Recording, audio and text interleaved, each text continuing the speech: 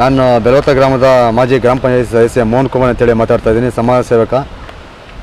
ಏನಿರೋದು ನನ್ನ ಒಂದು ದೂರನ್ನ ಸಲ್ಲಿಸಿದ್ದೆ. ಅದರಂತೆ ಇವತ್ತೇನು ನಮ್ಮ ಸ್ಥಳಕ್ಕೆ ಸಂಬಂಧಪಟ್ಟ ಅಧಿಕಾರಿಗಳು, ಪೊಲೀಸ್ ಇಲಾಖೆ ಮತ್ತು ಎಲ್ಲ ಸ್ಪಂದಿಸಿ ಇವತ್ತೇನು ಸ್ಥಳಕ್ಕೆ ಬಂದಿದ್ದಾರೆ. 93/16 ಅನ್ನೋ ಸ್ಥಳದಲ್ಲಿ ಪೂರ್ಣಾಯನೆಲ್ಲ ಹಾದು ಹೋಗಿರ್ತದೆ. ಅದರಂತೆ ಏನು ಈ ಹಿಂದೆ ಸರ್ವೆ ನಡೆದಿತ್ತು, ನಾಲೆ ಹಾದು ಹೋಗಿರೋಂತಹ ಕುರುಹುಗಳು ಕಂಡು ಬಂದಿರ್ತದೆ ಅಂತಂದ್ಬಿಟ್ಟು ಏನು ಹೇಳಿದರು. ಅದರಂತೆ ಇವತ್ತು ಪೊಲೀಸ್ ಇಲಾಖೆ ಮತ್ತು ಕಂದಾಯ ಇಲಾಖೆ ಹಾಗೂ ಭೂಮಾಪನ ಇಲಾಖೆಯವರು ಬಂದಿದ್ದಾರೆ. ಆದರೆ ಭೂಮಾಪನ ಇಲಾಖೆಯವ್ರದ್ದು ಯಾಕೋ ನನಗೆ ಹಿಡಿಸ್ತಾ ಇಲ್ಲ. ಏನು ಭೂಗಳರ ಜೊತೆ ಶಾಮೀಲಾಗಿರ್ಬೋದು ಅನ್ನೋ ಮಟ್ಟಕ್ಕೆ ನನಗೆ ಮೇಲ್ನೋಟಕ್ಕೆ ಕಂಡು ಬರ್ತಾ ಇದೆ. ಏನು ತಹಶೀಲ್ದಾರ್ ಮಹೇಶ್ ಕುಮಾರ್ ಸಾಹೇಬರು ಈ ಹಿಂದೆ ಸಾಕಷ್ಟು ಬಾರಿ ಆದೇಶಗಳನ್ನ ಮಾಡಿದರು, ಸರ್ವೆ ಮಾಡಿ ಸರಿಯಾದ ಉತ್ತರ ಕೊಡಿ, ಮತ್ತು ಅದರದ್ದೇನು ನಕ್ಷೆ ಅಂತ ಏನು ಮಾಡಿದ್ರು ಅದರಂತೆ ಉತ್ತರ ಕೊಡಿ ಅಂತಂದ್ಬಿಟ್ಟು ಏನು ಹೇಳಿದರು, ಅದರಂತೆ ಯಾವುದೂ ಆಗ್ತಾಯಿಲ್ಲ. ಮೇಲ್ಮಟ್ಟದ ಅಧಿಕಾರಿಗಳು ಸ್ಪಂದಿಸ್ತಾ ಇದ್ದಾರೆ. ಈ ಕೆಳಮಟ್ಟದ ಅಧಿಕಾರಿಗಳು ಏನು ಮಾಡ್ತಾ ಇದ್ದಾರೆ ಅಂತಂದರೆ ಭೂಗಳರ ಜೊತೆ ಶಾಮೀಲಾಗಿದ್ದಾರೆ ಅಂತ ನಮ್ಮ ಮೇಲ್ನೋಟಕ್ಕೊಂದು ಅನ್ನಿಸ್ತಾ ಇರ್ತಕ್ಕಂಥ ಒಂದು ಭಾವನೆ. ಯಾಕೆ ಅಂತಂದರೆ 1900 ಪಿಟಿಷನ್ 72/1979-80ರಲ್ಲಿ ವೆಂಕಟಬೋಯಿ ಅನ್ನೋರಿಗೆ ಪಿಟಿಷನ್ ಗ್ರಾಂಟ್ ಆಗಿರುತ್ತೆ ಅಂತ ಹೇಳ್ತಾರೆ. ಅದು ಸರ್ಕಾರಿ ದಾಖಲಾತಿ. ಆ ದಾಖಲಾತಿಯಂತೆ ನಾವೇನು ಸರ್ಕಾರಕ್ಕೆ ಕೇಳ್ತಾ ಇದ್ದೀವಿ ಅಂತಂದರೆ ವೆಂಕಟಬೋಯಿ ಮಗ ಬಂಗಾರಯ್ಯ ಅಂತ ಹೇಳ್ತಾರೆ, ಬಂಗಾರಯ್ಯನ ಮಗ ಕುಪ್ಪಯ್ಯ ಅಂತ ಹೇಳ್ತಾರೆ, ಕುಪ್ಪಯ್ಯನ ಮಗ ಯಾರು ಬಂಗಾರಯ್ಯ ಅಂತ ಹೇಳ್ತಾರೆ. ಬಂಗಾರಯ್ಯನಿಗೂ ಸಾಗುವಳಿ ಚೀಟಿ ಕೊಟ್ಟಿದ್ದಾರೆ ಅಂತ ಹೇಳ್ತಾರೆ, ವೆಂಕಟಬೋಯಿಗೂ ಸಾಗುವಳಿ ಚೀಟಿ ಕೊಟ್ಟಿದ್ದಾರೆ ಅಂತ ಹೇಳ್ತಾರೆ.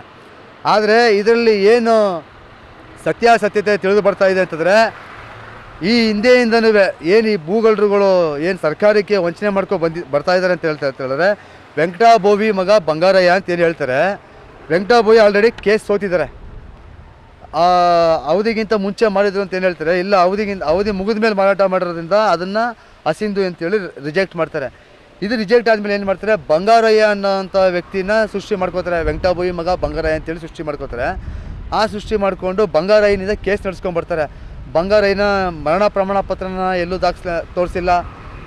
ಉಪವಿಭಾಗಾಧಿಕಾರಿಗಳಾಗಿರ್ಬೋದು, ಜಿಲ್ಲಾಧಿಕಾರಿಗಳಾಗಿರ್ಬೋದು, ಮತ್ತು ತಹಶೀಲ್ದಾರ್ ಆಗಿರ್ಬೋದು, ಮೇಯ್ನ್ ಇದಕ್ಕೆ ಬೂನಾದಿ ಬಂದು ವಿಲೇಜ್ ಅಕೌಂಟೆಂಟು, RI ಇವ್ರುಗಳು ಈ ಹಿಂದೆ ಏನು PDCL ನಡೆಸ್ಕೊಂಡ್ಬಂದಿದ್ದಾರೆ. ಅಲ್ಲಿಂದ ಇಲ್ಲಿ ಗಂಟ ನೀವು ಯಾವುದೇ ದಾಖಲಾತಿಗಳನ್ನ ಮೇಲ್ಪಟ್ಟ ಅಧಿಕಾರಿಗಳಿಗೆ ತೋರಿಸಿಲ್ಲ, ಸಲ್ಲಿಸಿಲ್ಲ. ಅದ್ರ ಜೊತೆಗೆ ಏನಾಗಿದೆ ಅಂತಂದರೆ ಇವರೇ ಮೇಯ್ನ್ ಬೂನಾದಿ, ಭೂಗಳರಿಗೆ ಸಪೋರ್ಟ್ ಮಾಡೋದಕ್ಕೆ ಇವರೇ ಮೇಯ್ನ್ ಬೂನಾದಿ. ತಹಶೀಲ್ದಾರ್ ಸಾಹೇಬ್ರು ಹೇಳ್ತಾ ಇದ್ದಾರೆ, ಇದಕ್ಕೆ ಸಂಬಂಧಪಟ್ಟಂತೆ ಏನು ನೀವು ಕ್ರಮ ತಗೋತಾ ಇದ್ದೀರಾ, ಸಾಕಷ್ಟು ಬಾರಿ ಈ ವಿಚಾರವಾಗಿ ನನ್ನ ಮೇಲೆ ಸಾಕಷ್ಟು ಹಲ್ಲೆಗಳಾಗಿದೆ. ನನ್ನ ಮೇಲೆ ಕೇಸ್ಗಳು ಮಾಡಿದ್ದಾರೆ, ರೇಪ್ ಕೇಸ್ ಮಾಡಿದ್ದಾರೆ. ಮತ್ತೊಂದು ಇದರಿಂದ ಭಾಳ ನೊಂದಿದ್ದೀನಿ. ಸುಳ್ಳು ಕೇಸ್ಗಳು, ಸುಳ್ಳು FIRಗಳು ಮಾಡಿದ್ದಾರೆ. ಯಾವುದೇ ತನಿಖೆ ಮಾಡದೆ ನನ್ನನ್ನು ತೇಜೋವಧನೆ ಮಾಡಿದ್ದಾರೆ. ಅದರಂತೆ ಅದಾದಮೇಲೆ ಏನು ಈ ಹಿಂದೆ ಇದಕ್ಕೆ ಸಂಬಂಧಪಟ್ಟಂತೆಯೇ ನೋಡಿ, ಮೂಲ ಸ್ಕೆಚ್ ಇದು 93/16 ಮೂಲ ದಾಖಲಾತಿ ನಾನು ತಯಾರಿಸಿರೋದಲ್ಲ, ಸರ್ಕಾರ ತಯಾರಿಸಿರೋದು, ಭೂ ದಾಖಲೆಗಳ ಅಧಿಕಾರಿಗಳು ತಯಾರಿಸಿರೋದು. ಈ ರೀತಿ ಇರಬೇಕಾಗಿಂಥ ಸ್ಕೆಚ್ನ ತಿರುಚಿ ಅವ್ರು ಇಷ್ಟ ಬಂದಂಗೆ ಟೋಟಲ್ ಸರ್ವೆ ಡಿಪಾರ್ಟ್ಮೆಂಟ್, ಭೂ ದಾಖಲೆಗಳ ಅಧಿಕಾರಿಗಳು ಭೂಗಳರ ಜೊತೆ ಶಾಮೀಲಾಗಿ ಮಾಡಿರ್ತಕ್ಕಂಥ ಈ ಸ್ಕೆಚ್ಗೆ ಬೇರೆ ಸ್ಕೆಚ್ನ ಯಾವ ರೀತಿ ತಯಾರಿಸಿದ್ದಾರೆ ಅಂತಂದರೆ ಸಂಬಂಧಪಟ್ಟಂತೆ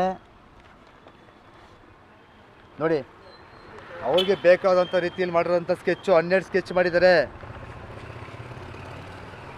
12 ಸ್ಕೆಚ್ ಮಾಡಿದ್ದಾರೆ. ಇದು ನಾನು ಮಾಡಿರೋದಲ್ಲ, ಇದು ಸರ್ಕಾರಿ ಅಧಿಕಾರಿಗಳೇ ಮಾಡಿರೋದು.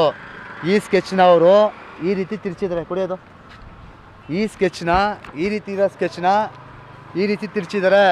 ನಾನು ಮಾಡಿರೋ ಸ್ಕೆಚ್ ಅಲ್ಲ, ಇದು ಸರ್ಕಾರಿ ಅಧಿಕಾರಿಗಳೇ ಮಾಡಿರೋದು. ಇಲ್ಲೇ ಎಷ್ಟು ಲೋಪಗಳಿದೆ ಅಂತ ನೀವೇ ನೋಡ್ಕೊಳ್ಳಿ.